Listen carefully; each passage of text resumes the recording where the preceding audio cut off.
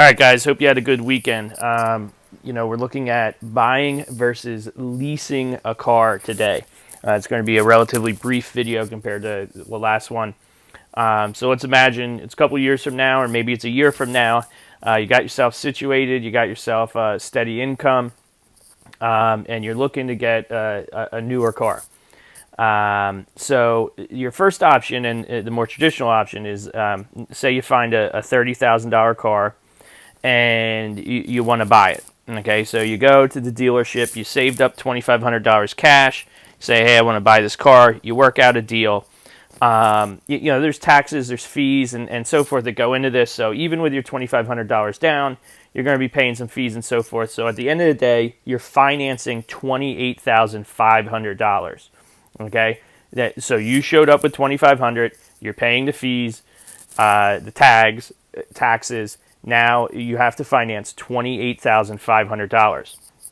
Okay, so how does this work? So you got $28,500. So let's say you get a 6% loan on that.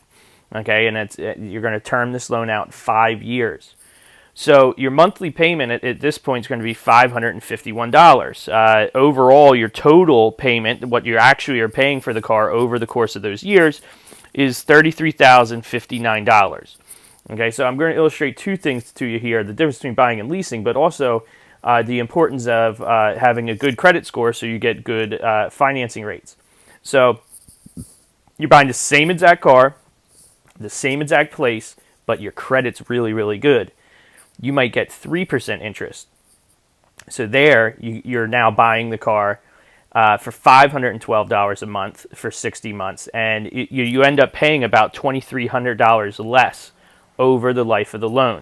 So you're buying the same car, but that car is cheaper to you because borrowing money is cheaper for you with good credit. So at the end of 60 months, you own that car. It is yours. Okay, you have it, and you can customize it, you can trade it in, you can sell it. You can even sell it in the middle of those 60 months. Okay, now you got to make sure you're right side up in it and so forth, but at the end of the day, you have an asset. Now, it's a depreciating asset. 99% of cars do not gain value. They lose value as you hold them. Okay, but you do have something. So you could drive it 5 years, you could drive it 10 years, and enjoy years without having a monthly payment. I oftentimes buy my cars because I'm relatively handy, and I'll maintain them, and I'll make sure they're taken care of, and I don't mind driving a car that's 7-10 years old. Now there are some disadvantages to that. Maintenance can become an issue and so forth.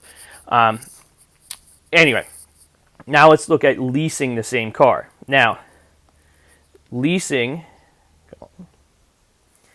is based upon the residual value of a car. So you pick out that new car. It's a $30,000 car, same exact car. The dealerships and the car manufacturers, they estimate that in 3 years that car is going to be worth $18,000. So you have used this car for 3 years, and you have in essence devalued it $12,000. All right. They don't want you to pay the whole $30,000 in a lease. What they're looking to do is get you to pay what the car was, the value that the car lost over that time period. Okay, so that is $12,000. Now, usually the APR on leases are a little bit higher because there's a little bit more risk in a lease for a dealership, and what they're looking at is, they're hoping that in 3 years, when they take that car back, they are able to get $18,000 for it. Anyway, so $12,000, no money down. So there's an advantage to leasing. Usually, you need less upfront money.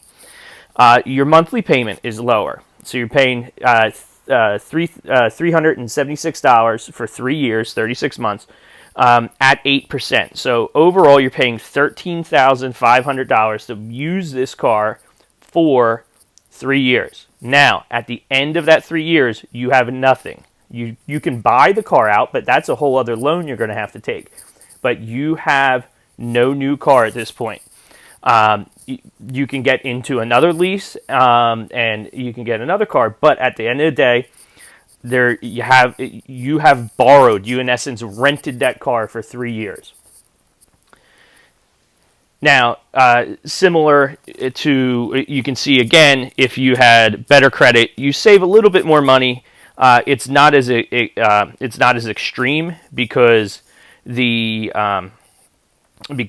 amount of money you're financing is less and the length of the loan is less. But again, better credit, things are cheaper to you. So to wrap this up, we're looking at this. There's advantages to leasing. Okay. Oftentimes lower monthly payments. Oftentimes you're driving a new car. Oftentimes the dealers will do all the maintenance. It'll be included. They want that car to be worth something when it's done, when you're done with it. So they will oftentimes throw the oil changes, inspections, and stuff like that in. Some people really like to have a new car every 2 to 3 years, and this is a way for them to get into it. Okay, some of the cons is you typically need a little bit better credit. At the end of your 3 years, you don't have anything of value. There's often mileage limits on leases. You can only drive 12,000, 15,000 miles a year. If you ever lease a car, it'd be very important to pay attention to what your mileage limits are. And you'll typically always have if you are a person that will now go down the road of I'm going to be a car leaser, you will always have a car payment. Where if you buy a car, once the car is paid off, it's yours. It's an asset you have. Again, a depreciating asset, but it's an asset. Also, oftentimes in a lease, you cannot customize your cars or do anything, you can't alter them. So you purchase a car, you own it, it's an asset you have. If you get in a jam, you can sell it, and get into a cheaper car, something like that. You can customize the vehicle. There's no type of, you have it. Now, the con is oftentimes you're maintaining an older car at that point. You oftentimes, are going to be stuck with those repair bills and so forth. So that's purely looking at buying and leasing a relatively newer car. Keep in mind, if you go and you buy a new car, once you drive it off the lot, it's losing a great deal of its value. Your purchase price, the second it's titled in your name, it could have 10 miles. It is now titled in your name, and it is a used car, and its value has dropped probably about 10%. That's one thing to take into consideration. You can buy a car, and oftentimes a good car to buy is an off-lease used car. You got a relatively new car. It's about 2 or 3 years old. It's been maintained by a dealership. It's in good shape and so forth. So that's all. When you're looking to buy a car, sometimes getting a car that was previously leased is a good way to go.